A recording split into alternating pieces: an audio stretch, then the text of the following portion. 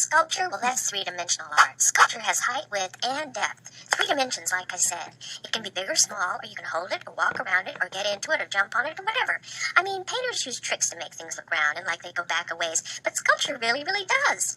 Artists have been making sculptures since back in the day. Nobody even knows when they started, but for the longest time, sculptures were mainly supposed to be like gods and goddesses. Take Cyprus, that's over by Turkey. They made these awesome tiny stone North America way back when in pre-Columbian times. That's before Columbus and all the Europeans got there. Artists made sculptures out of their gods and goddesses, and sometimes they looked like animals or had animals' heads and people's bodies. The Egyptians did that too. You know, the Sphinx, face of a king and body of a lion, like I said. But anyway, back to the gods and goddesses. Just about everybody everywhere had their own, and they made sculptures based on them, like Buddha in China and Japan, Ganesh in India, Buddha in Africa, Athena in Greece, and on and on and on and on, all over the whole world for centuries and centuries. Awesome!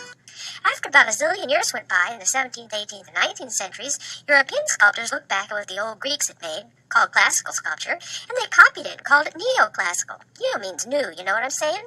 Also, around this time, they started making sculptures of real people and animals instead of religious figures. Now, maybe you're thinking to yourself, how did all these sculptors actually make all these sculptures? Well, most of the time, they either molded them out of clay, carved them out of stone or wood, or cast them in bronze or some other kind of metal. But then the 20th century came along, and artists all over the place started making sculptures all kind of crazy ways. Edgar Degas put a real skirt on a bronze ballerina. Alexander Calder found all sorts of little bits of things and made mobiles out of them, and make sculptures out of the same old things they've been using all along, like wood, stone, metal, and clay. But they also use things like leaves or dust or even just plain beams of light. A pile of rocks or a hole in the ground or a building might be a sculpture. The definition is stretching and stretching every which way. Who knows where it will end up?